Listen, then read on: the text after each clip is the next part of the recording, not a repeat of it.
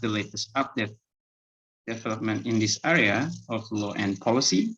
I'm hoping this discussion will run smoothly and will be critical in constructive manner, so that it will be beneficial for all of us. Without further ado, I will end it now. Wassalamualaikum warahmatullahi wabarakatuh. God bless us. Thank you. Thank you very much for the opening, Mr. Firdausi. We will now move to the main part of the event, which will be moderated by Mr. Prihandana Suko Prasetyo Adi, SHLLM. He is the core committee member of CCLS Chapter Indonesia and founding partner of PSG Law Firm. Mr. Prihandana, you can now take the lead of this session, and the time is yours now. Okay, thank you, everyone. Thank you, Ayu. Thank you, Firdaus, and thank you for all the panelists and all the attendees. And wow, we have over 100 attendees. Very, very special thanks to all people who already finding time and visiting our today webinar. And my name is Prihandana, and I will be the moderator for today. And we do have all we need today from the panelists. We have Prof. Satya, we have Prof. Anne from Queen Mary, we have Antonius from the practitioner, and we have Pak Wahyudi, which can provide the policy in terms of this topic. And as you all know, that this digitalization, privacy, and human rights is a combination of law, policy, and also as the nature of human rights, it's involved an expectation from the human itself. So I think it's better hear from the panelists than me. And for the first panelist, we do have Prof. Satya, and please allow me to speak in Bahasa. Selamat sore, Prof. Satya. Terima kasih atas waktunya.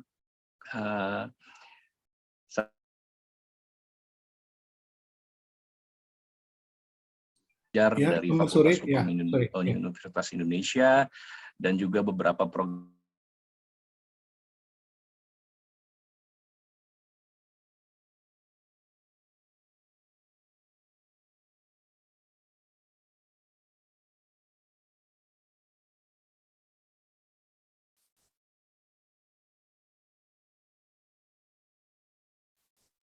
Mr. Prihandana, you can start.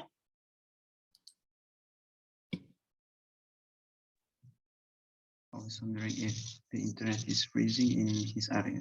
I think we have some trouble for Mr. Prihandana. He will rejoin us. Okay. So we have already Prihandana to join us again.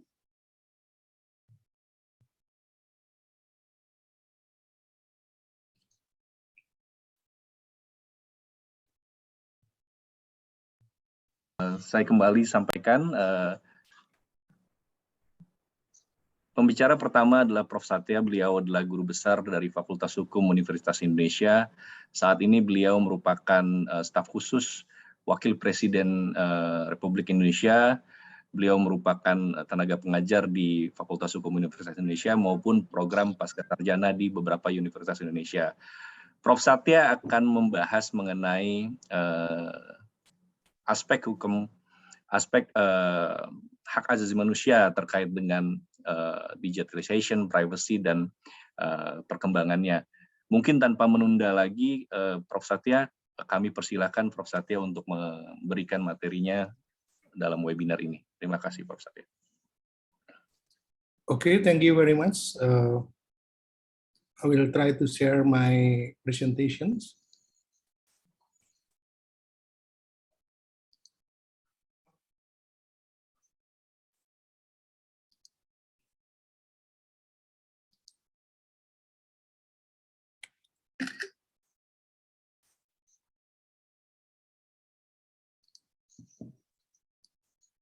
Okay, as we know that the expression of human rights is relatively new. Yeah. Distinguished guests, ladies and gentlemen, good morning. First of all, to Professor N. Flanagan and all friends in UK, and also Good afternoon for all speakers and friends in Indonesia.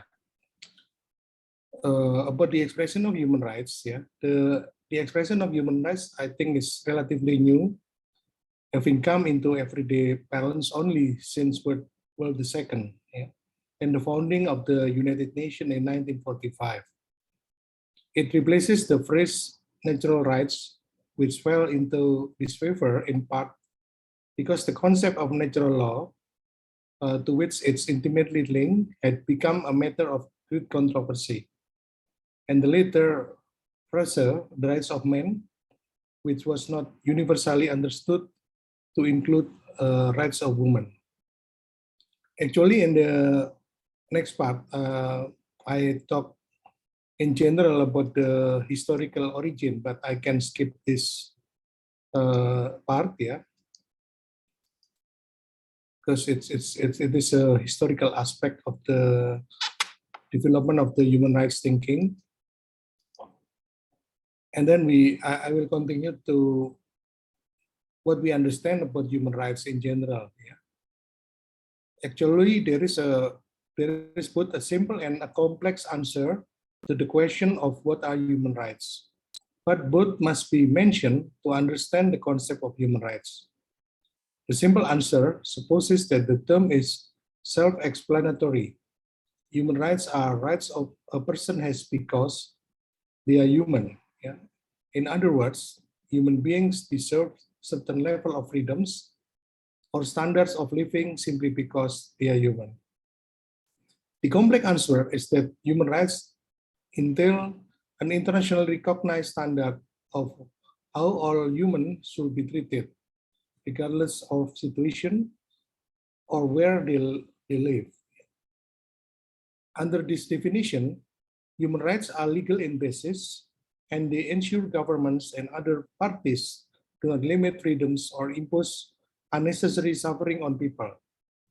If these rights are upheld, people should be able to live a life of dignity. The number of internationally recognized human rights is still expanding in ongoing debates at the United Nations and other organizations. As we know that human rights can be described by what they provide for humans. Yeah? For example, practice to do certain activities, yeah? For example, like travel, express themselves, or practice a religion, and then freedom from certain condition, yeah? For example, torture and slavery, freedom to services, yeah? For example, education, health, a fair legal system, and the ability to work, and the protection for groups of vulnerable people, such as the disabled, children, women, and refugees. To summarize, human rights ensure people have the ability to participate fully in society and live a life of dignity.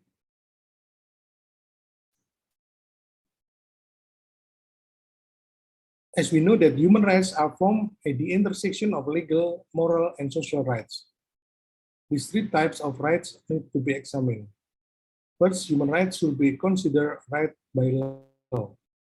There are many legal rights. Yeah? For example, the right of someone to marry to legally own property, which are protected under the law.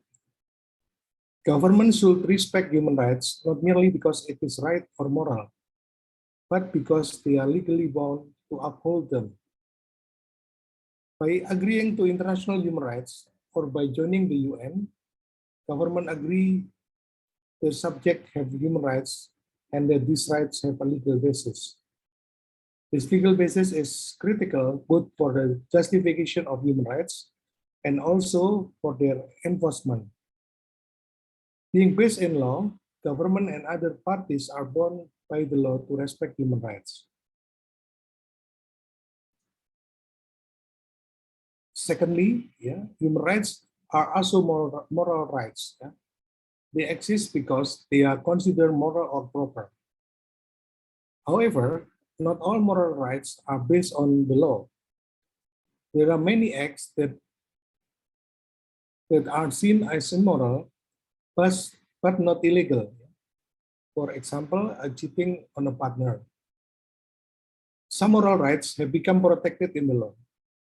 For example, the banning of media classified as pornography in some countries. People usually recognize when a moral right has been violated because within a society, people tend to have similar beliefs as to what's right or wrong. Though morals are often culturally specific, for example, the notion of appropriate, which is based partially on cultural values. And that is why some South Asian countries find the rather brief swimming costumes of Europeans to be inappropriate. In general, most societies share similar moral values concerning what is proper and respectful. Though the idea of a shared moral basis is a highly contested one, it does form part of the philosophical foundation of human rights. Shared moral values does not imply morals never change, as values on romance, marriage, and sexuality have all changed much in the past decades. It does assume that the respect of people and what they do is basically the same around the world, particularly for important things like their safety and their treatment by the government. Thirdly, that human rights are social rights which ensure people live safely and happily together in society. Again, not all social rights are protected by law, nor are they necessarily moral, but they do ensure the smooth running of society. For example, going at the bank or giving up a seat on a bus are not action mandated by law, so they are not human rights. But people are expected to follow these unwritten rules for society to function politely. Social rights comprise what any person can expect from their government. For example, education and health, but they also cover expectation arising from living in a community. Social rights are the patterns of politeness, friendly assistance, tolerance, even cheerfulness that make life easier and more pleasant for all of us. Social rights designate that people should be safe and secure and have their needs met by society or state.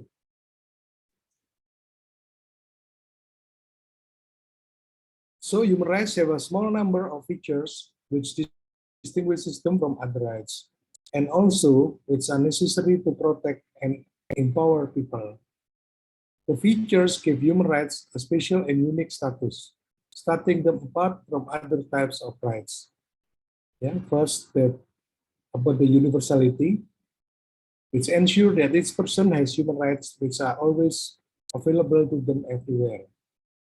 Second, it's inherent. Human rights are inherent to people with no other qualification necessary. The third, inalienable, it does not mean that a person can never lose any rights.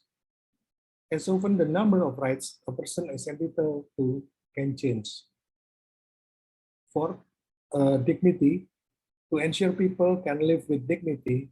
In other words, that they are respected, treated well, and have a sense of worth. And the fifth, it's equality. And this concept is featured in all human rights documents, emphasizing the equal enjoyment of rights without discrimination. Okay, I will jump to the next part, I think. As we know, Indonesia has experienced one of the most important era, which we call the Reformation era. So after the Reformation era, which started after the resignation of the late former President Suharto on 21st May 1998,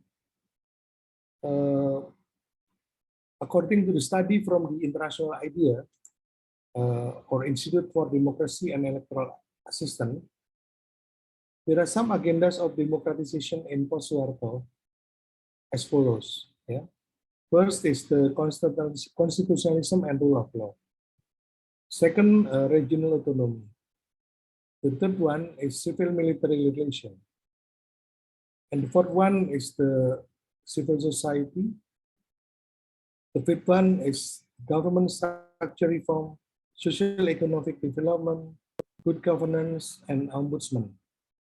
And six in gender, and seven in religion pluralism. Under the first issue, i.e. on constitutionalism and rule of law, Indonesia have amended the 1945 Constitution 4 times between the period of 1999 to 2002. Because of this amendment, the number of chapters, articles, and paragraphs increased significantly, especially the articles on human rights protection. In 2005, we have ratified the two basic international human rights covenants, i.e. the International Covenant on Economic, Social, and Cultural Rights, and International Covenant on Civil and Political Rights. If we look from the beginning of the Reformation era in 1998, we should fairly observe that Indonesia has achieved some very good progresses, even though some practical problems, like human rights violation, still occasionally occur. From the viewpoint of legal substance, especially in the level of law, since 1998, we have ratified some important human rights instruments and also enacted some human rights related laws. And then we change the topic maybe to the development of industrial revolution.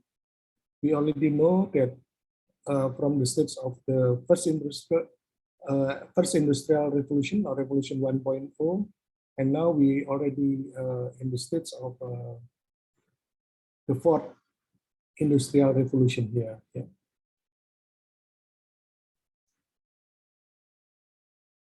Every day now we talk about the global trends and prospects.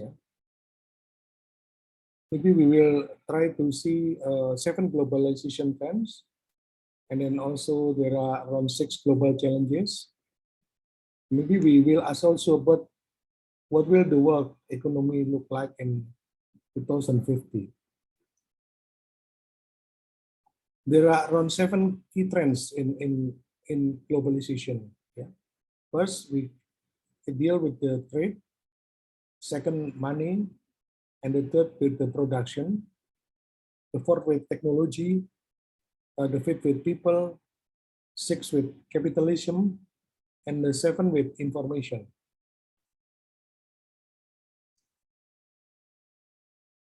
So I quoted the statement of Mr. Tony Blair, where speaking to executive of Rupert Murdoch News Corporation. He stated that what is called globalization is changing the notion of the nation state as power become more diffuse and border more porous. Technological change is reducing the power and capacity of government to control a domestic economy free from external influence.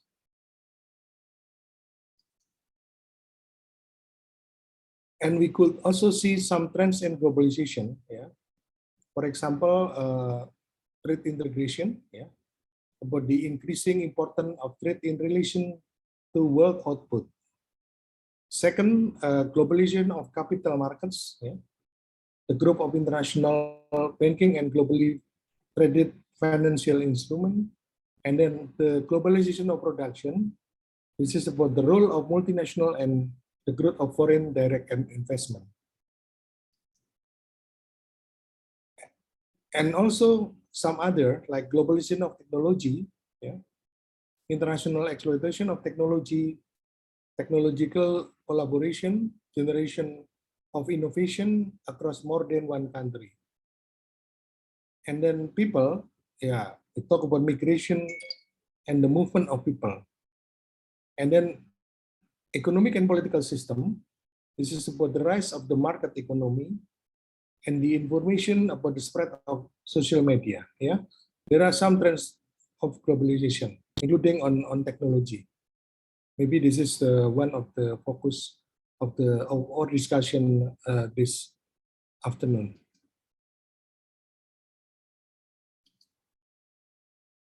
If we look at the history of the globalization cycle, so almost all stages of the cycle deal with the technology. Yeah, from transatlantic telegraph, cable, Pacific Railroad, yeah, maritime technology information, Euro-Asia Railroad, cargo aircraft, yeah, Bretton Woods, container ships, Euro-Asia Railroad, open for trade, yeah, Swift personal computer, World Wide Web, yeah, NAFTA or WTO, and then China joined WTO, and the smartphones, yeah, all dealing with the technology. Especially now we deal with the digital technology. So in this part, I will quote the United Nations Secretary General Roadmap for Digital Cooperation. Human rights apply both online and offline. Digital technologies provide new means to exercise human rights, but they are too often used to violate human rights. Data protection and privacy, digital identity, the use of surveillance technologies, online violence and harassment are of particular concern. So the way forward, according to the UN, first, place human rights at the center of the regulatory frameworks and legislation on digital technologies. Second, greater guidance on the application of human rights standards in the digital age. Third, address protection gaps created by evolving digital technologies. Fourth, discourage blanket internet shutdowns and generic blocking and filtering of services. Fifth, human rights-based domestic law and practices for the protection of data privacy. Six, clear company-specific action to protect privacy rights and other human rights. Seven, adopt and enhance safeguards related to digital identity. Eight, protect people from unlawful or unnecessary surveillance. Nine, they support human rights, peace law, and approaches to address illegal and harmful online content. 10, to ensure online safe spaces, transparent and accountable content, government frameworks that protect freedom of expression. Avoid overly restrictive practices and to protect the most vulnerable. And the last one is the UN system-wide guidance on human rights due diligence and impact assessment and use of new technologies. Okay, this is my presentation this evening. Thank you very much for your kind attention. Okay, thank you very much, Professor Satya, for the presentation, and a very interesting notes that you say that I have some notes from your presentation that the human rights shall be the center of the regulation, and we shall have the specific or local-based regulation in developing this digital and privacy issues. And if you don't mind, Professor, you can stay, or we will put the Q&A session at the end of the session. But if you would like to leave, we can start the Q&A session as only for you. But if you would like to stay, then we can put the Q&A at the end of the session. Oh no, I will stay here. No problem. All right. Thank you very much. So our next speaker will be Prof. Ann. I will give you some short introduction of the speaker. Prof. Ann is a member of the CCLS. She lectured on the University of London LLM course in IT law, internet law, and telecommunication law, as well as teaching distance learning course in the privacy and data protection law. So Prof. Ann will speak on UK and US perspective on this digital and privacy issues, and you're welcome in the Q&A session to also asking her on how her view on this phenomenon in terms of developed countries. So without further delay, I will give the floor to Prof. Ann. Please, Prof. Ann, to give you the presentation. Thank you, Priyanda. Oops. So I need to share my screen. So let me do that.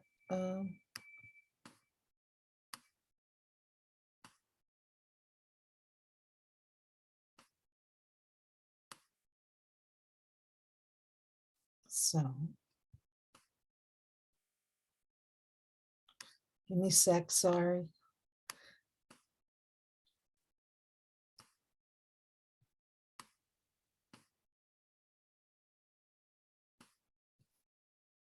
Okay. And then, so thank you for asking me to participate in this. I probably should update my little bibliography because I haven't taught IT law in, well, it's not even offered on the LLM anymore. I do teach several courses in the area of data protection, EU data protection, international and comparative data protection, which is, just necessary these days if you're going to be a privacy practitioner or data protection practitioner, because the law is burgeoning with data protection, an important focus. And now,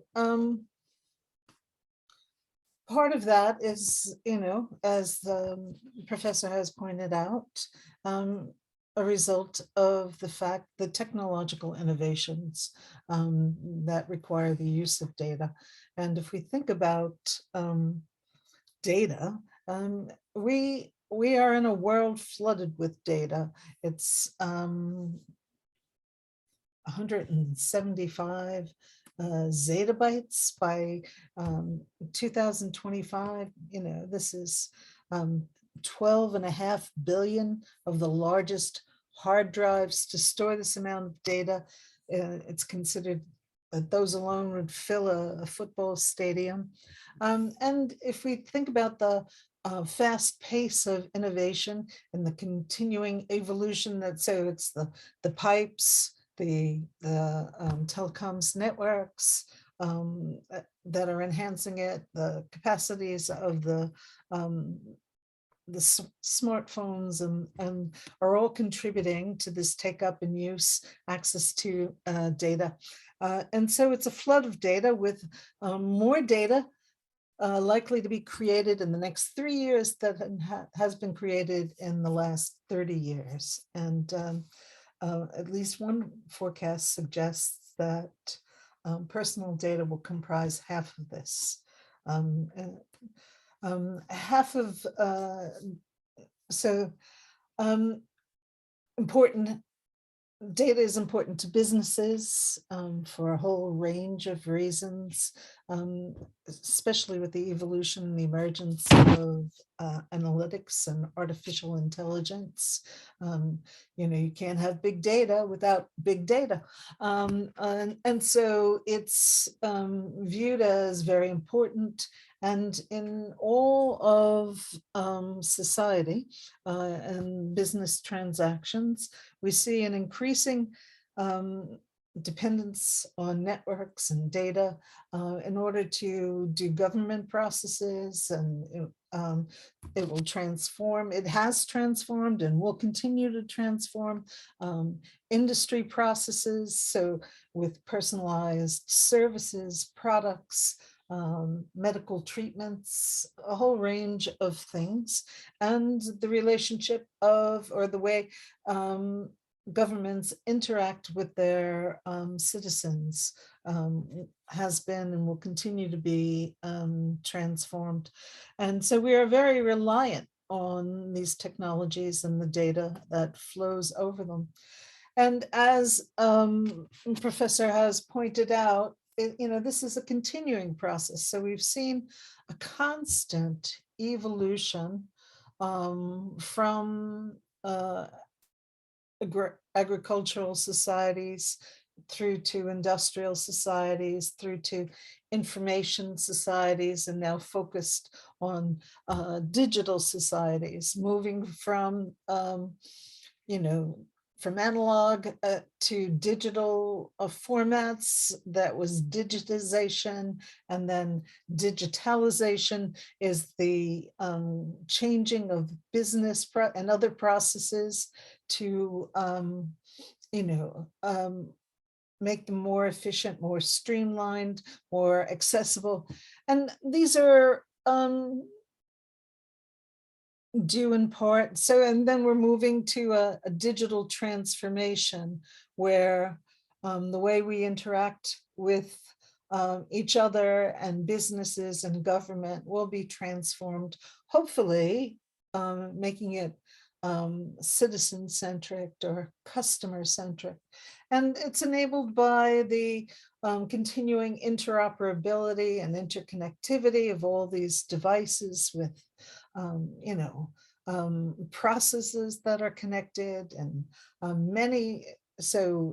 Internet of Things, it's projected, well, it was estimated there'll be 25.4 billion devices connecting to the internet, and 60% of these will be attributable to consumer devices. So things that, sensors and digital doorbells and cameras and refrigerators and cars, all collecting data about our lives, when we walk into our houses, when we turn up our thermostats or turn on our air conditioning, or, so all of this will be data that's collected about the way we drive, and, where we are and where we go and what we read.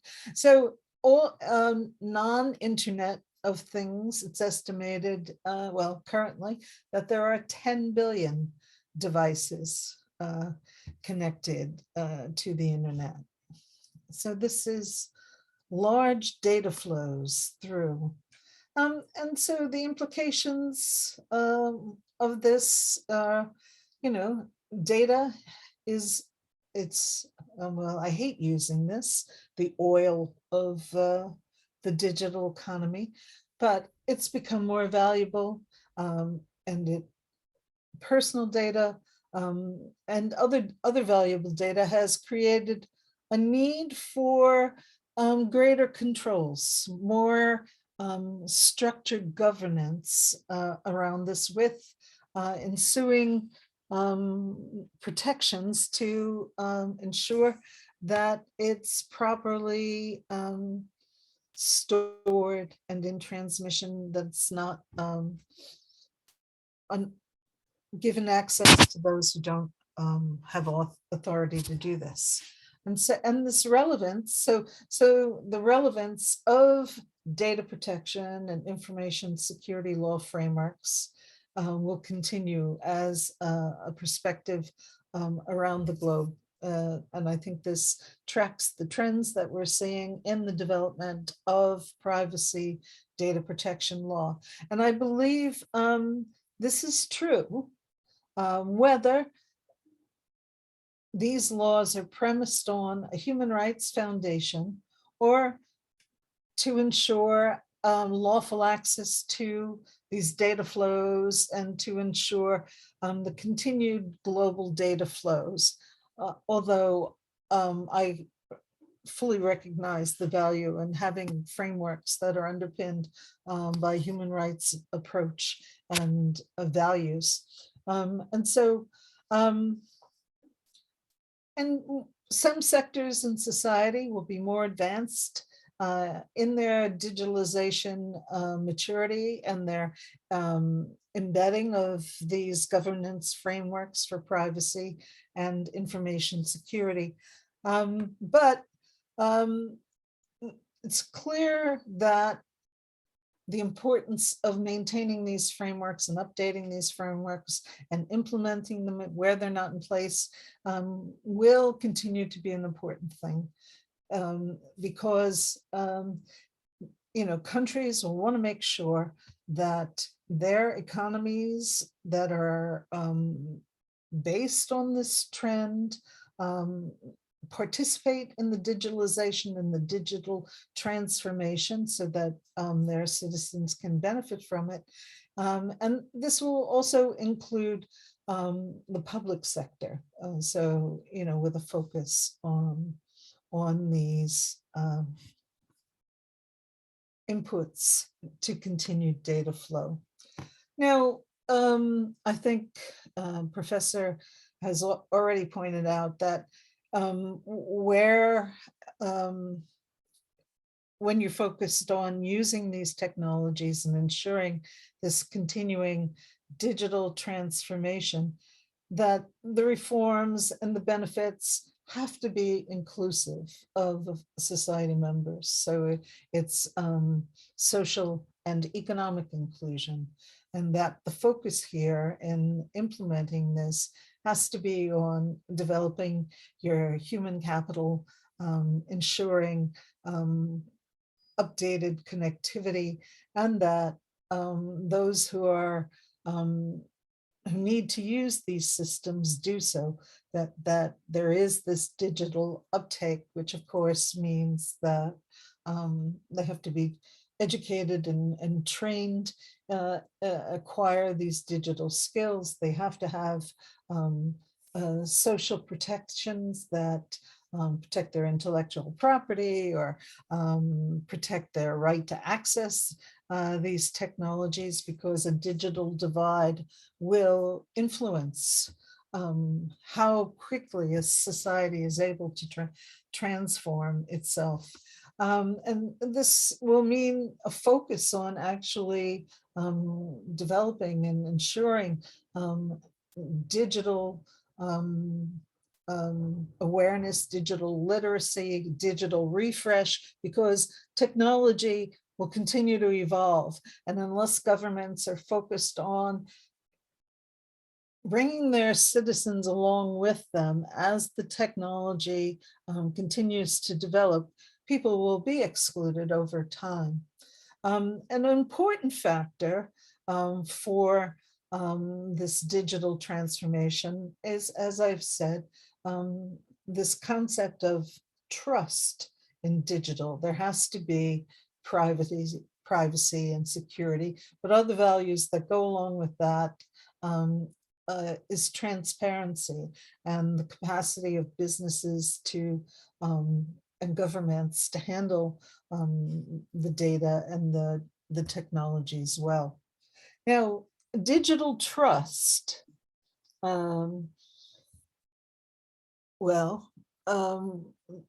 Price Waterhouse, PwC, said, well, if data is the lifeblood of the digital economy, digital trust is its heart. And it's true.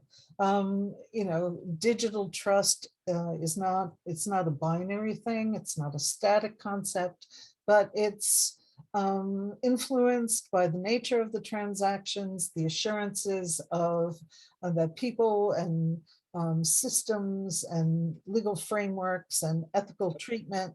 Professor, you have 2 minutes left. I'm sorry. Great. Okay, thanks. So the whole point is people won't share their data. They won't share this input. I just point to this slide, digital trust. In Indonesia, you have a high openness to technologies, but behavior in buying and operating online is and also indicators of digital trust is somewhat lower.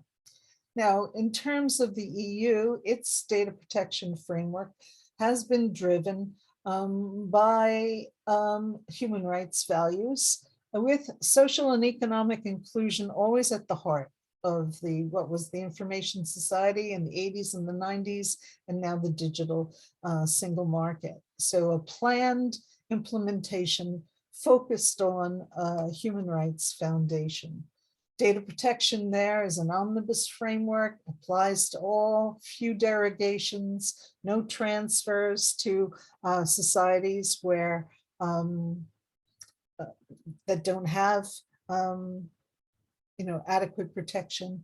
And this is premised on this Human Rights Foundation, the European Convention on Human Rights and Convention 108 on automated processing, as well as an economic premise. There's a high level of enforcement, and the UK follows this model.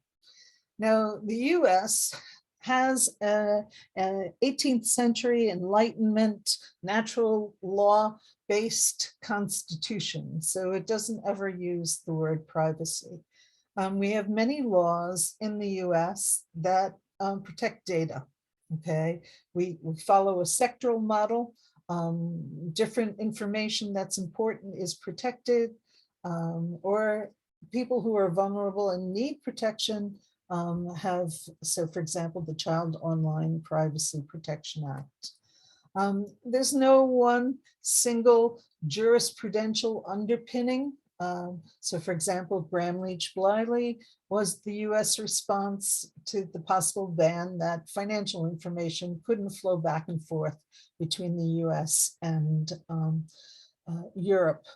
HIPAA was intended to generate trust in electronic health records.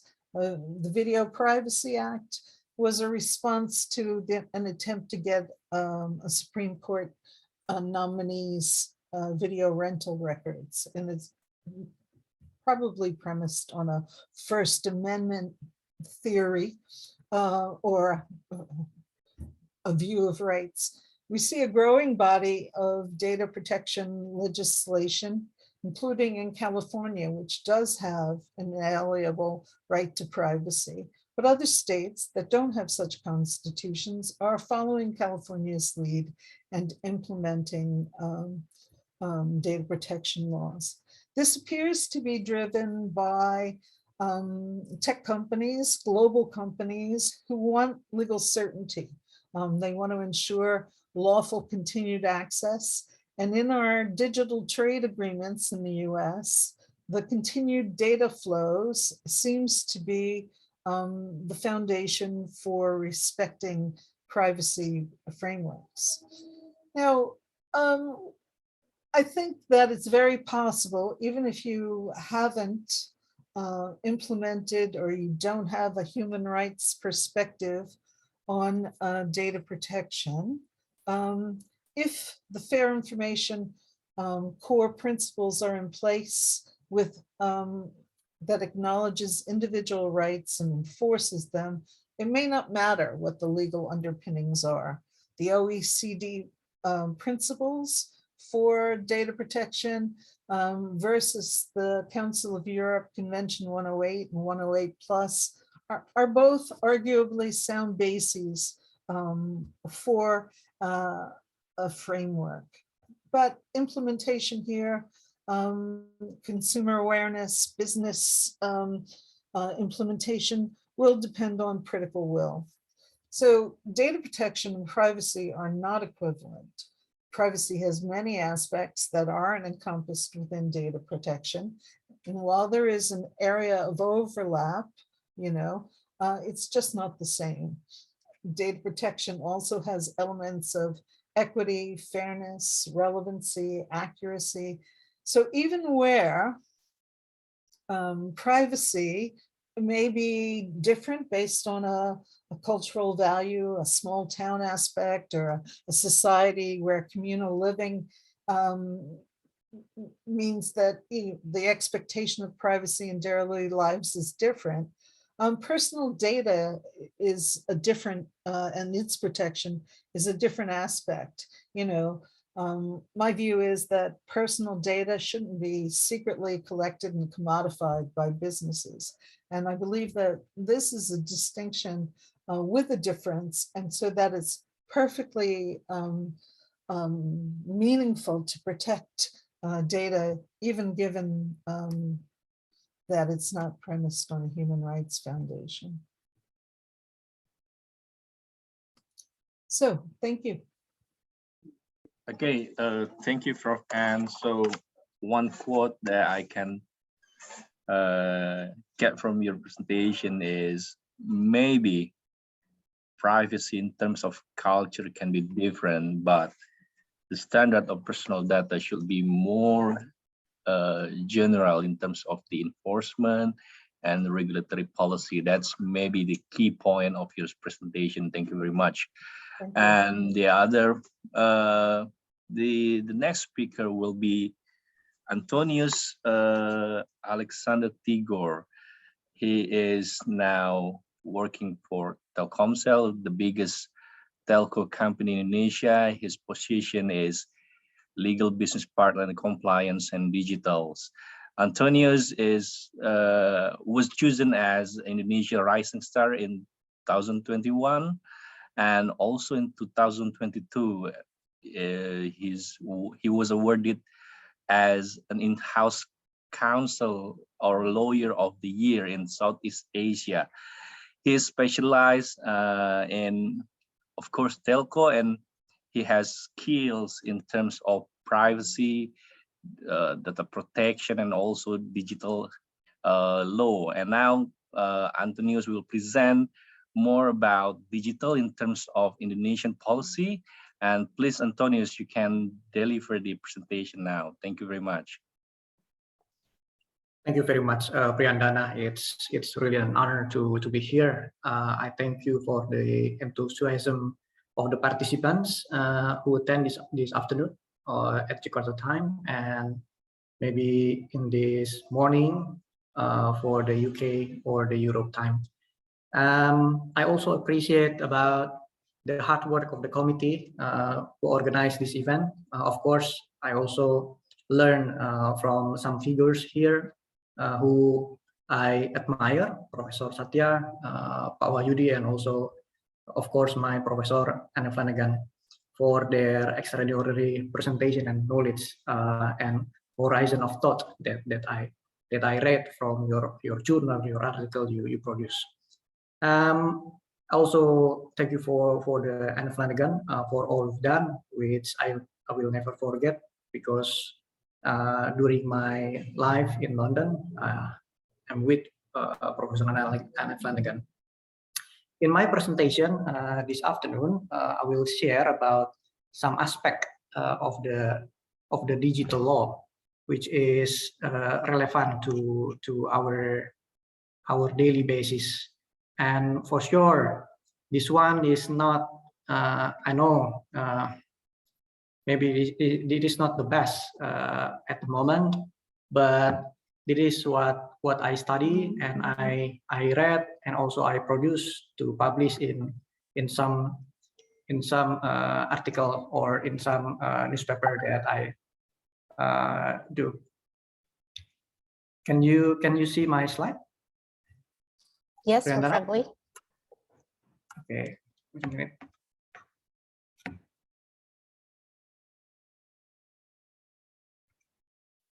Okay, we all know that now a lot of trends and the future technology at the moment. We have AI, we have the robotic process automation, cloud technology, because the data is the new oil, right?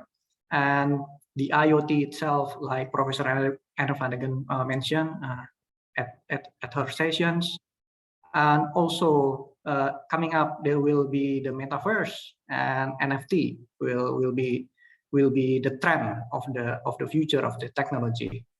And at the moment, it can be realized because of the mobile networks and the 5G technology as our connectivity in the perspective of the practical. we can do the communications, we can upload the video, we can read the book by the cloud. It is because of the communications technology. We now have the 5G technology, which is already commercialized in Jakarta. We have the 5G already, and I believe in some of the countries around the globe also have the similar technology that also very good to transfer or to transmit the communications. The utilization of the personal data in Industry 4.0, like Professor Satya mentioned in his presentations, now we are in the era of the Industrial 4.0. Yes, there were 204.7 million users at the moment, and for the citizen of Indonesia is around 280 million. So I think it's quite huge numbers. The internet users in Indonesia in January 2022. So it is quite recent update data. Then I got from the global overview report for Indonesia, and of course because of the digitalized economy, the embracing technology, but there also the disruption in the market. For example, we now have the IoT like smartwatch, the conventional watch now disrupted by the smartwatch, the TV itself, and we have the artificial intelligence. You know, for the law firm at the moment, or the in-house lawyer, for the paralegal or for the legal entry career, some of the technology now called artificial intelligence, they can doing the simple things like the drafting contract for the template and so on and so on. So it disrupts one sector to another sector as well. The big data analysis, how the automatic data processing happens, like credit scoring, like some of the lead generation at the moment, it's going into the trend, and I think it's very helpful. For example, if you love to go traveling, and then you said to your apps that, or one of the provider that you love to traveling, please give me the marketing promotion that relevant to my hobbies. It is very beneficial for you, right? But on the other hand, it should be on the consent basis. So privacy first. And we know that I wrote some data protection topic quite, starting from 2016 actually, but I'm trying to produce my work like book or the journal related to the data protections in Indonesia. It is the high priority agenda. It is the data protection legal framework. At the moment, we don't have the comprehensive data protection legal framework yet. But yes, we have the scattered data protection regulations, like for health, banking, telecommunication, and so on and so on. But there is no comprehensive data protection at the moment. And for this industrial revolution era, we need the comprehensive one. For the data fuels the fourth industrial revolution, more data is being generated than ever before. And on the 2025, it will be doubled. So I think it will be very urgent, and then it is the most, I think, the most important agenda. I know in the House of Representatives of Republic of Indonesia, they also drafted the bill related to data protection, but still we don't know yet. And if we talk about the personal data, it is also part of the human rights, meaning that it must be protected and mandated from the 1945 Constitution. Now we see that the asset, For example, this one, some of the cases like the breach of the personal data, we see that the leak of the personal data, the misuse of the personal data, buying and selling of the personal data itself, it's really interesting to talk about. So for the next slide, we know about the laws and regulation itself in Indonesia. Like I mentioned before, we have several laws and regulations at the moment, like banking, from health, from telecommunication, public information, citizen and IT and so on, but it's still scattered. We do have the ITE law, electronic information and transactions, for the data protection. We do have the government regulation itself, but still we need more to have the comprehensive data regulation. And the data protection principle, it is one of the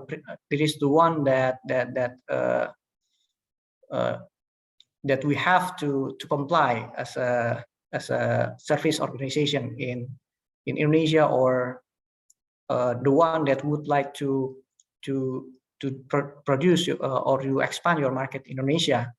It is written in the government regulation number 71/2019. We have to get the personal data owner consent. It should be in line with the purpose, so there is no one size fit for all, and the guaranteeing the rights of the personal data as well. So it's quite amazing that we have to respect the privacy, but on the other hand, we don't really care about the privacy. That is the paradox of the personal data. So in regards to the crisis of the consent, because consent is the requirement if you want to analyze your data, if you want to commercialize the data. Again, consent is everywhere. And there are also users that show tendency to simply accept the consent without read the privacy itself, without read the terms of the service. So they just click it. Even for the lawyer in this country, they just click the privacy policy. It's rare for the customers or the lawyers read the privacy policy unless there is a legal cases. So it's quite paradoxical, and I think it's quite interesting about how we make simply consent without reduce the UX, or we call it the user experience, because if you pop up so many consent cookies in front of your screens, it will reduce the user experience to use your products, to use your service, to use your apps. So it's quite important for the companies who serve the data and the service. The next question will be, what happens to your digital data when you die? It's quite interesting in my point of view, because when we see about the data itself, this one, what happened to your digital data when you die in Indonesia legal regulatory perspective? I know, based on the trend, 100% of Indonesian adults will die. So all of us will die. That is the fact, the reality of the life. And there are several questions next to the data when we die. Can the heirs access to the data? We have the Article 21, the ministerial government in the Ministry of Communication and Informatics, number 20/2016, stated that opening access to personal data in electronic system can only be done with the approval. So it's depends on the privacy policy of the of the service providers. If they provide those privacy policy beyond the life of their customer, I think it is possible. So the next question will be, can we delete it? The Article 26 also already have the answer. And the other questions about, is the heirs has the right to access? It depends. Is the consent from the user access, like I mentioned before? Because in my point of view, there are two point of view here. First, if the service providers really care about the privacy of the users, they will block the heirs to access your data. You can imagine, maybe you have a secret on your cloud service, or you have a big a big secret that you don't want to reveal for your loved ones. So I think that is the things for the service provider. They don't want to publish, or they don't want to transfer the right to access to their heirs. But on the other hand, there are also the other services that also open the access to the others, or to their loved ones, or to their heirs.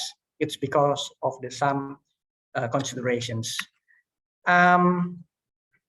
So how about the comparative benchmark at the moment? We have the several services here that, for example, in Meta, you may design a person called a legacy contact to manage your account if it is memorialized. So you design a person, maybe your loved one, or your wife, or your daughter, to get the access of the digital data at Meta. But for example, for Apple, who's the Apple boy here, or the Apple fan, there is no right of survivorship unless otherwise required by law, meaning that your account, if you die, so your account will be terminated upon your death. So upon receipt of the copy of the death certificate of your account, maybe it could be terminated, and all of the content within your account will be deleted. So we can see that the different things that happens, even though it is the similar service provider here, but there are also the different considerations, whether they want to open the access to the heirs, or they just want to, okay, just delete it because we respect your privacy, the privacy first. So it's depend on the service provider, and also maybe it depends on the user as well. I will share the event that happens this morning, that my WhatsApp account have been cloning with the intruder, with the third party. I don't know who, and it is one of the things that we have to consider when we using the service providers. And my good friends tell me about, hey Antonius, this morning I got the WhatsApp message from you, which is not me, said that you offer me some economic benefit or something like that, and he said that I know it's not you. So this morning I report to the Ministry of Communication and Informatics. Here are the tips for you if you have the similar event that I facing.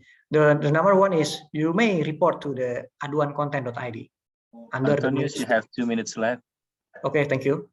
Report to aduankonten.id, Ministry of Communication and Informatics in Indonesia.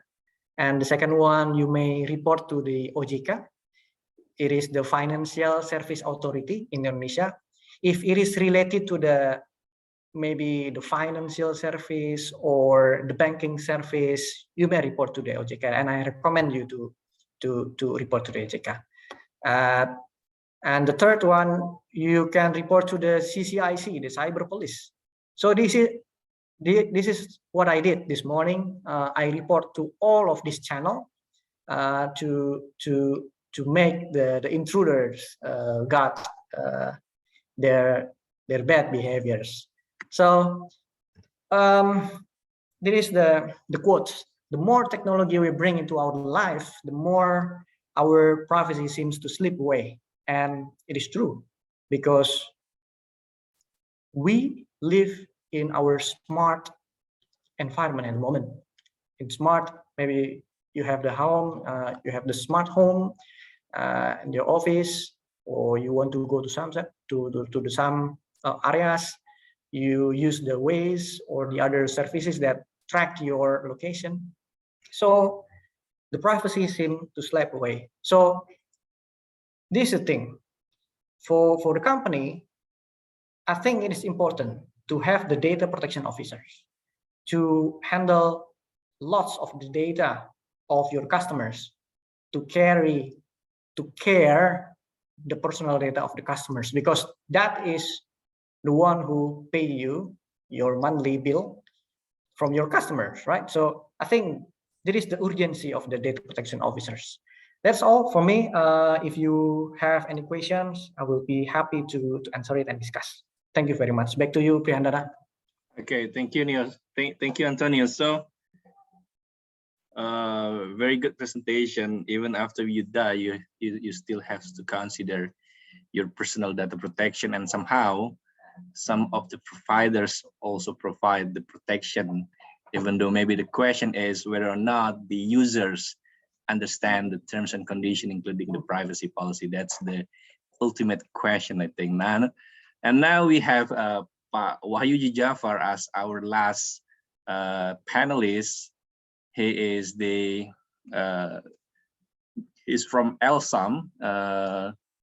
This is a organization who focus on study, research, and also advocacy for the society.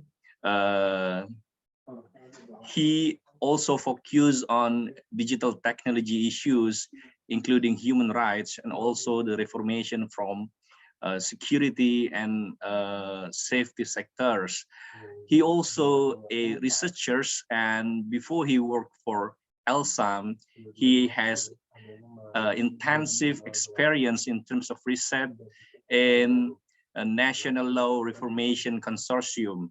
And for this session, Pak Wahyudi will be the speaker for presenting digital and privacy from the view of human rights as well, but maybe have some color on terms of what exactly society expect. Now, Pak Wahyudi, please, you can do the presentation, and you have 15 minutes to deliver. Thank you very much. Thank you, Pak Prihandana. Assalamualaikum warahmatullahi wabarakatuh. Selamat sore dan salam sejahtera untuk kita semua. Good morning, Professor N. First of all, I would like to thanks for this opportunity. I will limit my presentations to the topic related to the privacy and data protections, reverse to the situation of the current process of the deliberation of the data protection bill in the House. And allow me to present my presentation in Bahasa. I prepare of the several slides, but maybe I will focus just in the several topics on the situation of the privacy and data protection in here.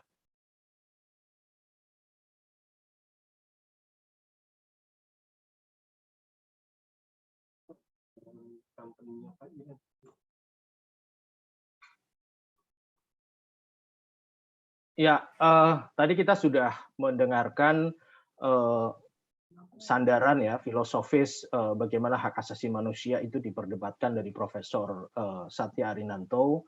dan juga bagaimana perkembangan konsep privacy terutama yang mengalami akselerasi begitu cepat dengan kecepatan teknologi informasi dan komunikasi yang sudah dijelaskan oleh Profesor N. Dan kemudian tadi terakhir Mas Anton juga sudah mengidentifikasi ya beberapa tantangan-tantangan aktual dalam konteks hukum merespon inovasi teknologi informasi dan komunikasi. Nah, ketika kita bicara tentang konsep privacy di Indonesia, memang ini sebenarnya satu konsep yang juga sudah sangat tua, seperti halnya juga dikenal di negara-negara lain, meskipun kemudian banyak ahli mengatakan bahwa ini adalah satu konsep yang dibawa dari Eropa ke Indonesia, sehingga kemudian ketika menanyakan tentang apa itu privacy kepada orang Indonesia, dia akan mengatakan saya tidak peduli. I don't care about my privacy dan seterusnya. Tetapi kalau kita lacak sebenarnya dari beberapa studi yang dilakukan oleh sejumlah ahli, misalnya yang paling terkenal studi yang dilakukan oleh Alan Westin. Alan Westin dia menulis The Origins of Modern Claims of Privacy, di mana kemudian dia mencontohkan bagaimana orang Jawa dan orang Bali memaknai privacy itu sendiri. Dan kemudian itu dikonseptualisasi sedemikian rupa oleh Clifford Geertz, salah satu antropolog dari Amerika Serikat yang dia studi cukup panjang di Indonesia, dan itu menjadi rujukan penting ketika bicara tentang bagaimana mendefinisikan privasi. Meskipun harus kita akui bahwa sampai dengan hari ini Indonesia, termasuk juga mungkin negara-negara Asia yang lain, masih kesulitan untuk menerjemahkan dan memberikan batasan tentang apa itu privasi. Sehingga kemudian ketika ditanya bagaimana merumuskan suatu legislasi perlindungan data pribadi yang kontekstual sebagai bagian dari perlindungan hak atas privasi, kita juga seringkali mengalami kesulitan. Karena memang harus kita akui munculnya privasi sebagai sebuah konsep hukum ya, itu kan baru mengemuka ketika pemerintah kolonial Hindia Belanda tahun 1848 memperkenalkan kepada kita Kitab Undang-Undang Hukum Perdata gitu kan. Ini tentu berkembang setelah untuk pertama kalinya Warren and Brandeis memberikan atau mengenalkan konsep the right to privacy di Amerika Serikat tahun 1789. Nah, tahun 1890, bahkan dia lebih belakangan ya dibanding kemudian konsep atau batasan-batasan tentang privacy yang diperkenalkan di dalam Kitab Undang-Undang Hukum Perdata kita. Nah, kalau kita baca Kitab Undang-Undang Hukum Pidana tahun 1915, itu kan juga dalam beberapa hal dia mempertimbangkan aspek-aspek tentang privasi di dalamnya. Nah, ini yang kemudian bisa menjadi sandaran kita bahwa pada dasarnya pembicaraan tentang privasi adalah pembicaraan yang juga sudah cukup tua di Indonesia. Meskipun kalau kita secara khusus bicara tentang pelindungan data, tentu kita harus juga mengakui bahwa kita ketinggalan untuk kemudian merumuskan suatu legislasi, suatu aturan untuk merespon terutama perkembangan teknologi informasi dan komunikasi yang hari ini basisnya adalah data. Dan data itu adalah data personal atau data pribadi seseorang.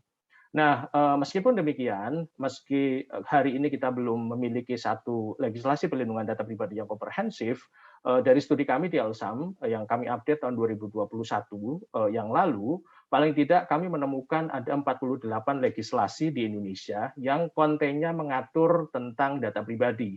Dan materinya memang cenderung overlapping atau tumpang tindih satu sama lain. 48 legislasi itu nanti bisa kita lihat satu persatu kira-kira berada di mana saja.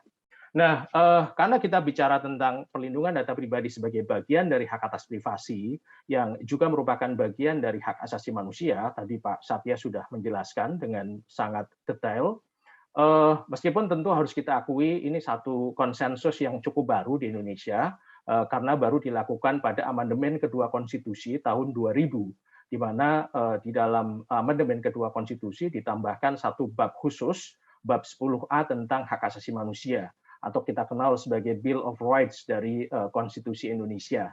Nah, di situ paling tidak ada 2 pasal yang seringkali menjadi rujukan tentang bagaimana konstitusionalitas hak atas privasi dan juga pelindungan data pribadi di Indonesia.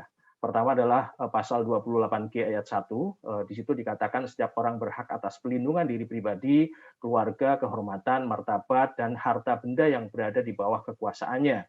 Kemudian di dalam pasal 28H ayat 4 juga dikatakan bahwa setiap orang berhak mempunyai hak milik pribadi dan hak milik tersebut tidak boleh diambil oleh orang lain secara sewenang-wenang gitu ya. Nah, 2 pasal ini juga yang seringkali kemudian membuka perdebatan tentang konsepsi data pribadi, konsepsi privasi di Indonesia. Apakah dia masuk kualifikasi atau dapat dikualifikasikan sebagai properti pribadi atau bukan. Ini juga sempat mengemuka di dalam proses rapat dengar pendapat umum di DPR. Beberapa ahli mengatakan dia bisa dipersamakan dengan kategori properti pribadi. Meskipun kemudian sebagian yang lain termasuk saya menolak konsepsi bahwa data pribadi bisa dipersamakan dengan properti pribadi. Karena properti tentu tunduk pada rezim-rezim intellectual property right ya, rezim-rezim penguasaan. Itu kenapa kemudian dalam hukum perlindungan data pribadi kita tidak mengenal data owner atau orang yang melakukan penguasaan atas data, tetapi kita mengenal konsepsi tentang subjek data atau data subjek. Karena sepenuhnya data itu tetap berada dalam kontrol dari si subjek datanya. Dan kalau kita bicara tentang kedaulatan data hari ini, adalah bicara tentang self-determination dari subjek data untuk tetap mengontrol data pribadinya oleh siapapun data pribadi itu diproses dan dimanapun data itu diproses gitu kan. Inilah yang kemudian juga membedakan konsepsi perlindungan data pribadi dengan konsepsi IPR. Nah, itu mungkin bisa menjadi sandaran kita untuk kemudian membicarakan pelindungan data pribadi sebagai bagian dari hak asasi manusia. Nah, ini lanskap hukum perlindungan data pribadi di Indonesia kita bisa menemukan dalam beberapa sektor ya, mulai dari telekomunikasi dan informasi, kependudukan, kepemiluan dan kearsipan, di layanan kesehatan, keuangan, perbankan dan perpajakan, perdagangan dan perindustrian, lalu kemudian juga beberapa legislasi yang secara khusus mengatur tentang pelindungan hak asasi manusia, penegakan hukum, keamanan dan sosial. Ini di sektor telekomunikasi dan informasi. Saya tidak akan membahas satu persatu. Nanti bisa dilihat, diperiksa sendiri-sendiri gambarannya, mulai dari Undang-Undang Telekomunikasi sampai Informasi dan Transaksi Elektronik. Dan baru kemudian secara khusus memang bicara tentang definisi data pribadi kita temukan di dalam Undang-Undang Informasi dan Transaksi Elektronik ya, di dalam penjelasan pasal 26. Nah, ini di sektor kependudukan, kepemiluan dan kearsipan, kemudian juga layanan kesehatan, ada banyak legislasi yang terkait dengan layanan kesehatan yang di dalamnya bicara tentang perlindungan data pribadi. Meskipun konsepsi rahasia medis itu lebih tua dari konsepsi privasi atau perlindungan data pribadi itu sendiri, karena dia sudah ada sejak Sumpah Hipokrates ya. Kemudian dalam sektor keuangan, perbankan, dan perpajakan, kita bisa mengidentifikasi beberapa legislasi. Terakhir misalnya kalau kita bicara tentang Undang-Undang Harmonisasi Peraturan Perpajakan yang menggabungkan taxpayer number dengan nomor identitas kependudukan. Kemudian di sektor perdagangan dan perindustrian, beberapa undang-undang bisa kita identifikasi, termasuk juga Undang-Undang Perdagangan yang menjadi rujukan PP 80 2019 dan juga turunannya Peraturan Menteri Perdagangan nomor 50 tahun 2020. Terakhir kalau kita misalnya mengikuti proses pengesahan ASEAN Agreement on Electronic Commerce, di situ juga mengingatkan tentang pentingnya pelindungan data pribadi, termasuk juga diatur bagaimana arus data lintas batas negara. Ini beberapa legislasi di sektor yang terkait dengan hak asasi manusia, penegakan hukum, keamanan, dan sosial. Jadi kalau kita bicara misalnya Undang-Undang Haji dan Umroh, Undang-Undang Pekerja Sosial, bahkan Undang-Undang Pesantren, di situ juga ada aturan-aturan yang terkait dengan data pribadi warga negara dan bagaimana data pribadi itu diproses. Nah, akibat tadi ya sektoralisme hukum perlindungan data pribadi, di level peraturan sektoralnya, di level regulasi dan kemudian regulatornya juga ada sektoralisme, sehingga kemudian ini yang berakibat pada ketidakpastian hukum dalam perlindungan data pribadi di Indonesia.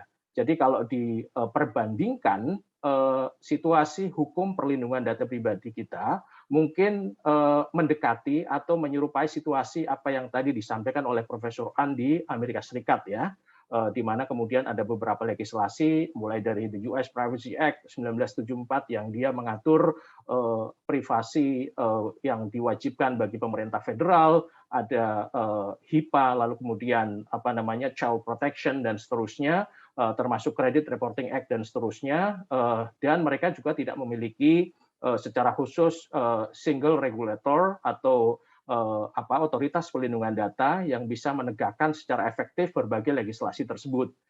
Kalau kita baca misalnya putusan terakhir dari European Court of Justice ketika mereka membatalkan EU-US Privacy Shield, salah satu konsiderasi di dalam putusan tersebut kan dikatakan bahwa FTC, Federal Trade Commission, itu tidak cukup untuk dikatakan sebagai Data Protection Authority, sehingga kemudian Amerika Serikat dianggap tidak memenuhi standar-standar minimal sebagaimana berlaku di dalam EU General Data Protection Regulation, meskipun klausul untuk SCC ya, standar contractual clauses yang sifatnya B2B itu masih diperkenankan.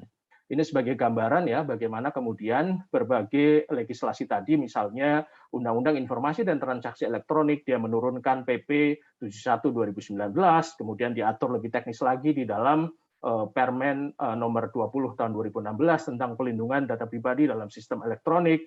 Di sektor kesehatan, Undang-Undang Kesehatan menurunkan PP nomor 46 tahun 2014 tentang sistem informasi kesehatan, kemudian juga diturunkan ke dalam beberapa peraturan Menteri Kesehatan. Kemudian di sektor perdagangan diturunkan, salah satunya adalah PP nomor 80 tahun 2019 tentang perdagangan melalui sistem elektronik atau e-commerce. Yang menarik adalah di dalam PP 80 2019 itu juga mengatur tentang transfer data internasional atau arus data lintas batas negara. Yang di situ dikatakan atau mereka juga mengadopsi konsepsi bahwa data hanya bisa ditransfer waktunya 2 menit lagi, Pak Hoyu, ke negara tujuan transfer yang memiliki hukum minimal setara dengan Indonesia. Nah, di situ dikatakan yang memberikan persetujuan atau yang menentukan adequacy atau kesetaraan hukum perlindungan data pribadi dengan Indonesia adalah Menteri Perdagangan. Ini yang kemudian menjadi berbeda dengan konsepsi yang dianut di dalam PP 71 2019 maupun Permen nomor 20 tahun 2016. Nah, jadi tadi sektoralisme ini berakibat pada perlindungan yang minimum karena di dalam legislasi yang ada belum secara jelas mengatur tentang definisi dan jenis data pribadi, ketidakjelasan batasan dasar hukum pemrosesan, sampai kemudian ketiadaan pengawas perlindungan data yang independen dan kuat untuk memaksimalkan pelaksanaan dari legislasi perlindungan data pribadi. Nah, bagaimana dengan proses pembahasan rancangan Undang-Undang Pelindungan Data Pribadi Indonesia? Ini sebenarnya sudah cukup lama ya, 2006 itu pertama kali diinisiasi naskah akademik rancangan Undang-Undang Pelindungan Data Pribadi oleh Kemenpan RB. Waktu itu merespon hadirnya Undang-Undang Administrasi Kependudukan, Undang-Undang 23 tahun 2006, tapi tidak berlanjut, baru kemudian dimulai kembali oleh Kominfo tahun 2014, terkonsolidasi di 2017, tapi ada pembaruan kembali setelah berlakunya EU GDPR di Eropa, sehingga ada perubahan materi yang cukup signifikan di dalam rancangan Undang-Undang Pelindungan Data Pribadi di Indonesia.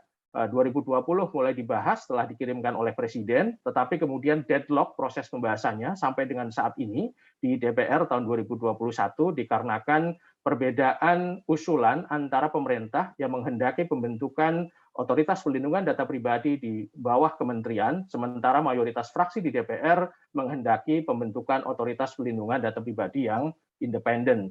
Ini beberapa catatan terkait dengan materi RU Pelindungan Data Pribadi di Indonesia, mulai dari isu jangkauan material, asas dan tujuan, kategorisasi data, sampai kemudian problem di dalam perumusan sanksi selain isu terkait dengan Otoritas Perlindungan Data Pribadi.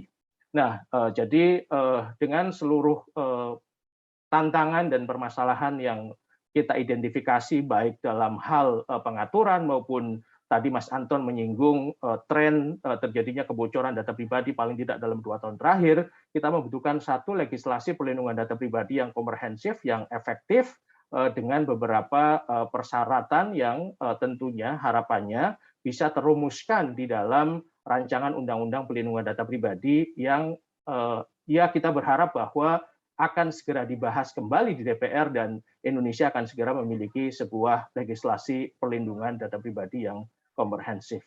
Terima kasih, selamat sore, Assalamualaikum warahmatullahi wabarakatuh. Waalaikumsalam warahmatullahi wabarakatuh. Terima kasih Pak Wahyu. Now, all the attendees and panelists, we have several questions to answer, and actually we do have 3 allocation, but I assume it's fine to have 4, and I will direct this question to all the panelists. The first question will go to Prof. Satya, and the question is, to what extent does filtering and blocking will violate human rights, especially for the access to information, and what do you think or how the policymaker consider this aspect in terms of human rights?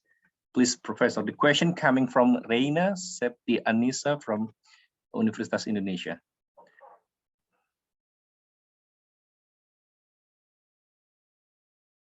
Thank you very Professor much. Satya. Yeah, thank you very much. I think I will refer to my previous presentation, actually dealing with the United Nations quotation from the United Nations opinions, yeah, about that, which I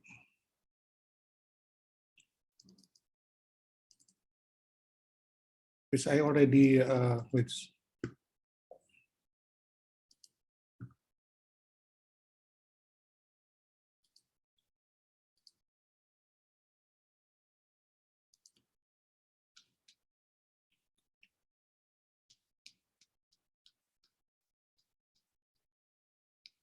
yeah, that is in the last part. I think in the future, I think we will base our step, yeah, on human rights and digital to 11 guidance here, yeah. It includes the question raised by Reza, yeah, like what I said before, like about the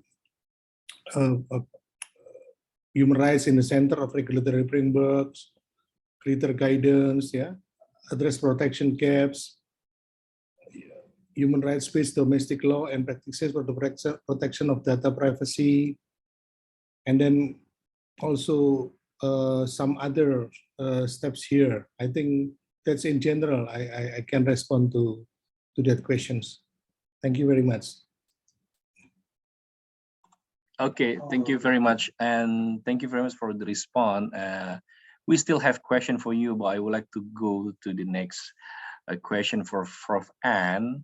And this question actually very interesting. As the context, Prof. Anne, in Indonesia, we have a KYC providers for the provision of financings to the users.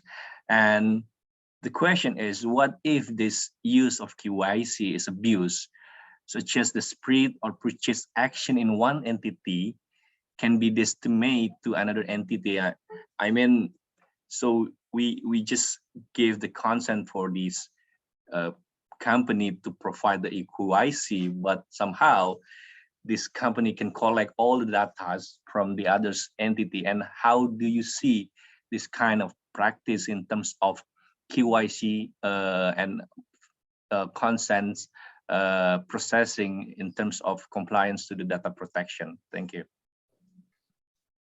Well, the Know Your Client regulations are to minimize the potential for money laundering and fraud. And so there's a level of disclosure that's required to enable this to be done. At the same time, it's personal data. For example, in the UK, that would be governed by the UK GDPR.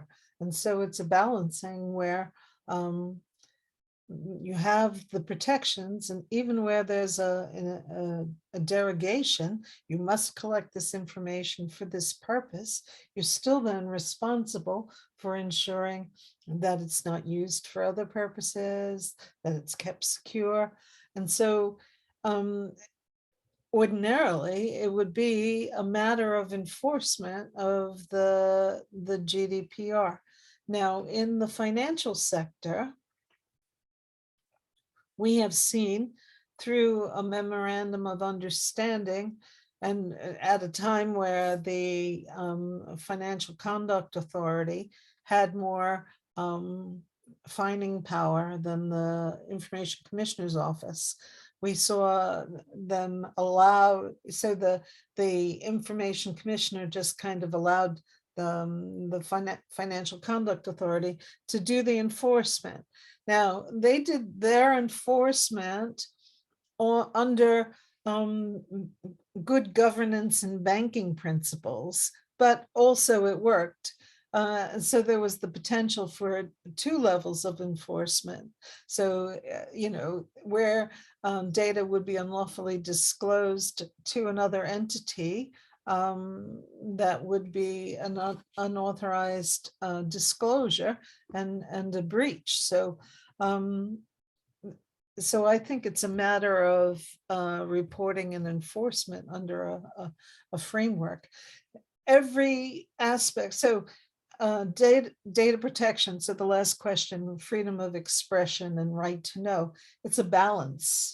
You don't have absolute rights here to data protection, but the balance has to be necessary and proportionate and pursuant to law in a democratic society. And so freedom of expression, the need to use data for, you know, anti-money laundering purposes to ensure financial integrity, that's a balance, but you still put in place the controls. You know, you have the right to use it, but it's delimited in that way. So derogations should be narrow, and then any infringement of the other principles should be enforced. Okay. Okay, thank you very much, Professor Ann, for the answers. So the balance is the key. There's no such things of absolute rights. Okay, that's the key. Well, for so like you have an absolute right to human life, but other rights are not absolute rights. Yeah. And so they have their balancing, and it has to be done under the principles. Yeah, proportionate, as you say. Okay, so now the question will go to Pak Antonius. As the question is, as you mentioned in your presentation, you're saying that the fatigue consent in terms of risk, and what do you see in terms of click consent in the pop-up apps, or even now in the metaverse, in the new trend, how you will control this virtual world in terms of borderless platform, and how in terms of you can manage this balance between the consent requirement and also the others, a personal data principle. Please, Antonius, you can respond. And you have another question in terms of how you protect the data protection after someone died, especially in banking sector, as they have specific regulation in that sector. Please, Antonius. Thank you, Priyandana, and thank you for the all of the questions. It's really a very nice question. I would like to answer the first one first, the consent fatigue. Yes, this is causing a phenomenon of the consent fatigue, where consumers are playing whack-a-mole with the consent notification without taking time to understand them. Rather than giving power to consumers, the current model in binding them to what data privacy even means. It is the easiest to just click accept and move on. So that is the paradox. We want to protect the customers, but the customer itself just want to going fast, click accept and move on. And it's create the consent fatigue. And the problem is, if we not put the consent, the service provider will be wrong, because it's mandate from the laws and regulations. It's regulation said that for the service provider, if you want to process the data, we have to get you have to get the written prior consent notification to your customers. After you get the approval, then you can process the data. So that's the thing that I think we would like to find another solutions. Maybe the service provider should create an innovation how to make a smooth consent without hamper or without violate the current laws and regulations. And also it's the lawyer's dilemma actually for in-house lawyers. This tension between the demands of legal and business presence of the faxing scenario. Do we advise the business to address its legal obligation and risk revenue, or to flout the regulations, risking financial and reputational damage, especially if you're listing on the stock exchange? So I think I posit that legal community has approached the issue of the consent, the cookie consents too narrowly at the moment, and to detriment of the both legal and business interests. So cookies notice are not just a matter of compliance and should not be treated as the sole research of the legal team. Yes, they are legally required in some jurisdictions, but their ultimate goal is to earn trust from the customers. So customers need to be convinced of the integrity of the company and the value of what they are being offered in exchange of their data. This is where the privacy UX come into play. The user experience that I mentioned before.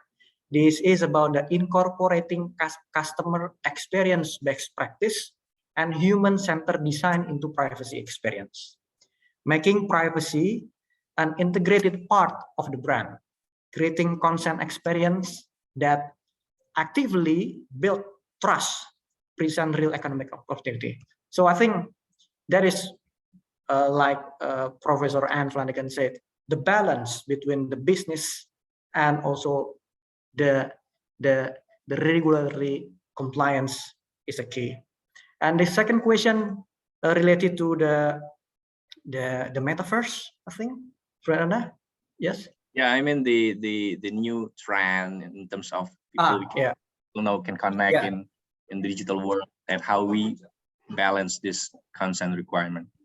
Yeah, that's very interesting question, because it is the growing trend in metaverse. It's very exciting. A curious lawyer like me is who or what governs the metaverse? Do we have to govern the metaverse? Some say yes, some say no, just let as it is. But in my point of view is, there are some of the risks of the metaverse. First is a boundless marketplace. Transactions in metaverse are generally monetized using the cryptocurrency or NFTs. Do you want to live as it is for the transaction in the metaverse? I don't think so. But for the development of the metaverse itself, yes, I'll support it should be as it is. And the second issue, it will be about the data. Another possible legal implication of the metaverse is around data and data protection.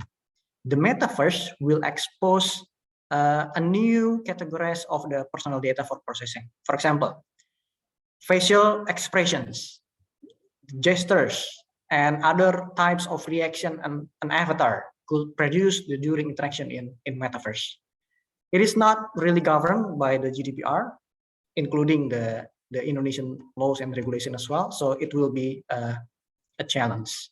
And the user interaction also, it's very interesting thing that we have to look at it about the, proving a cell or battery will also much more difficult because it usually requires actual bodily harm in metaverse. Yeah, and also the others like the sexual predators, sexual harassment laws in metaverse. I think that's the thing that we have to govern in metaverse. I think that's all, Pranada. Okay, thank you, Antonio. So now we have two questions for Pak Wahyudi. The first question is how you see the balance between the necessity to protect human rights and with the importance of maintaining national security of state. For example, when the authority can access personal data for tax, for criminal investigation, and another purpose which the data subject does not have the idea what the state is looking for. That the first question. And for the second question is how to differentiate privacy protection in physical space and cyberspace. Please, Pak Wahyudi, you can answer this question. Thank you very much.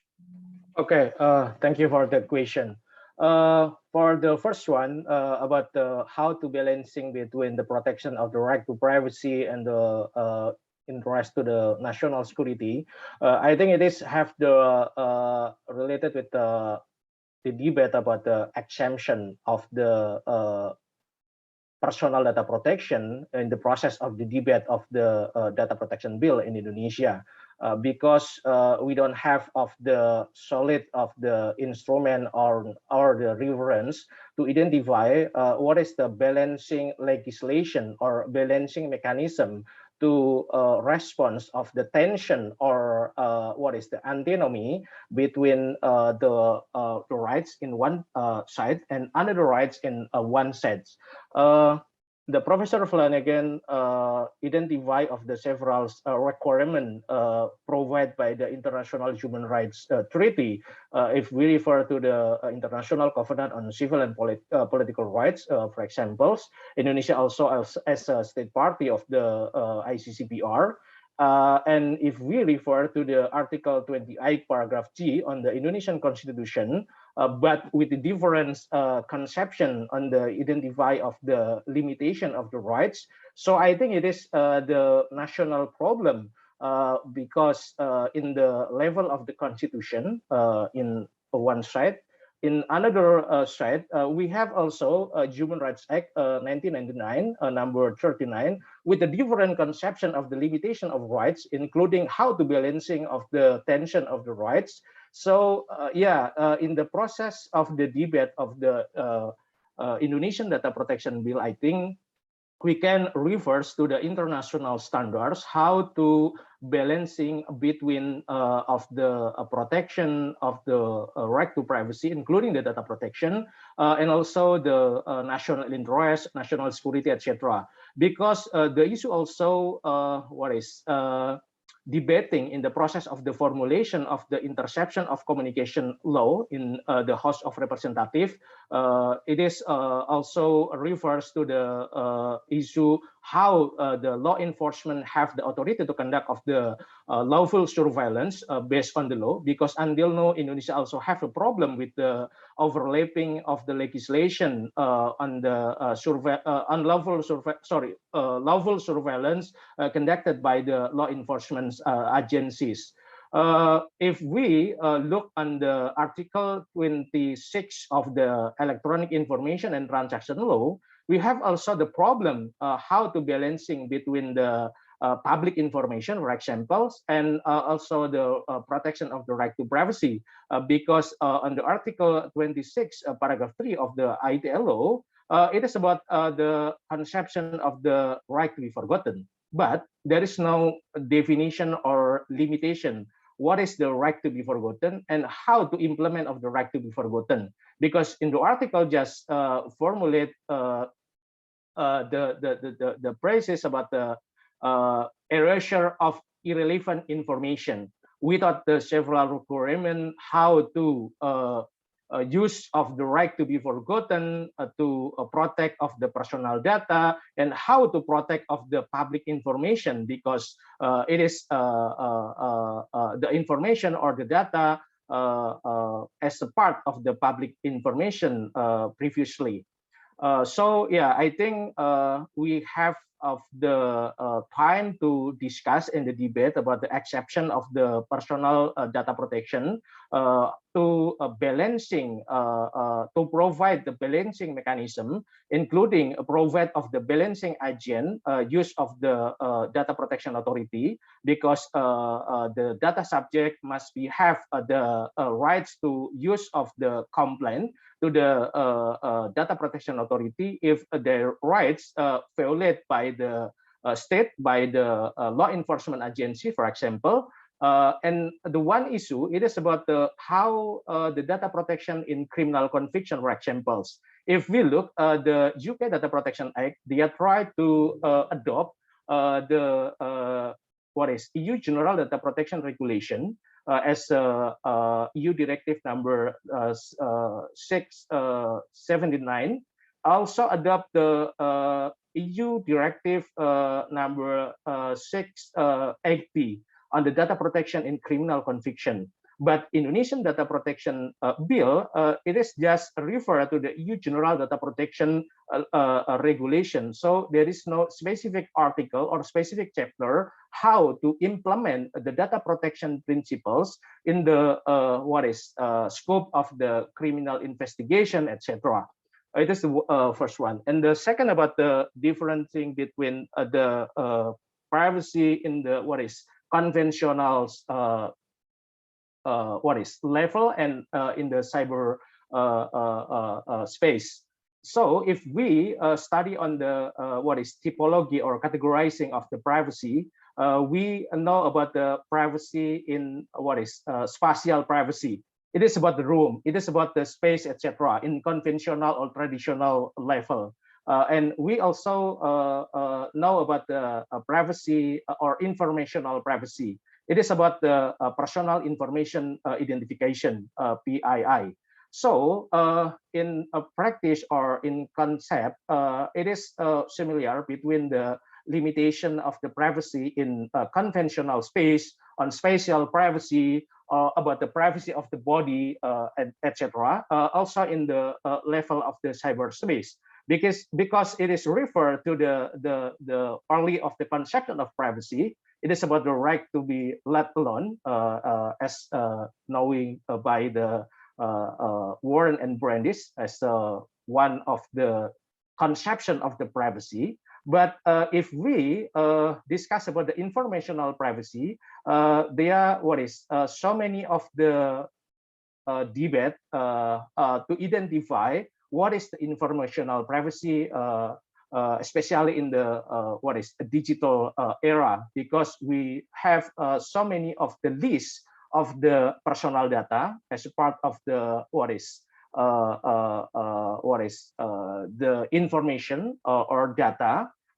But if we discuss on the material scope of the personal data protection legislation, it is no the different thing between the conventional data and the digital data. But it is about the what is the purpose of the processing of the data.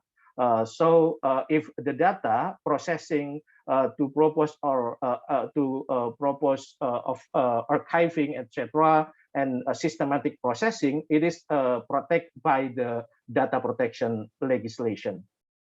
Yeah, I think it is the response for me. Over to you, Pak Prihanda. Okay, thank you, Pak Wahyu, for the response. Actually, panelists, we have many questions, but as we have to stop, hard stop at 6, maybe we will collect all the question, and if we may, we will send to you the question and you provide the response in writing if that is okay, because we have many questions left, but we can only allow for question to be response.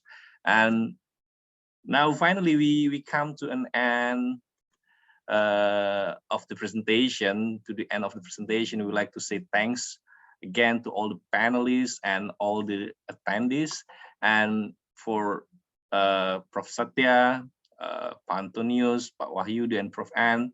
Thank you for coming. Very good presentation. I do believe that this presentation and materials very beneficial for the attendees and also for me as the moderator. And that's all from me. I'll give it to Ayu for the closing. Okay, thank you, Mr. Prihandana, and all the panelists for sharing their perspective with us. That's the end of our discussion, everyone. Hopefully it gives more knowledge to you and enlighten the issue even more. We are all hoping for the better future for the digitalization, privacy, and human rights era, especially in Indonesia. Well, to end the webinar, we'd like to take a picture with all the panelists and the moderator. Well, we apologize because the audience will not be able on activating their camera. We will change the setting for the next CCLS webinar for the audience to join us. Well, please give your best smile for the panelists. We will take picture. Rini, sorry to Yes? intercept before the picture. I think Sure. given there are so many questions that have not been answered, I think Okay. if the participants still want to ask the question, they can send the question to my email, the same that for those who want to get the slides, yeah, to f.firdaus@team.pmul.ac.uk. And then after that, we can distribute the question to whom the question to be addressed by email. And I'm sorry if the response will be takes time, because I don't know, Prof. Ann and other speakers probably have so much to do as well, but that's the least we can do it to accommodate the question from the participants. Thank you. Okay, sure. So everyone, if you still have some questions and you would like to ask for the slides from the panelists, you can go ahead and email Mr. Firdausi and state your request for that. Okay, so we will take a picture after this with all the panelists. Please, panelists, give your best smiles. 1, 2, 3. Okay, one more. 1, 2, 3. Sure. Perfect. For the participants, if you're interested with our campus, you can always visit the link page and the Queen Mary University of London website. Also, don't forget to check our institution of the Center for Commercial Law Studies, because it offers extensive range of programs, which I believe it will be interesting for you. Thank you again, everyone, for participating in this event. Please stay safe and see you on the next CCLS webinars. Have a very good evening. Thank you, everyone. Terima kasih. Thank you, everyone. Thank you, Pak Wahyudi, Ya, terima Satya. kasih.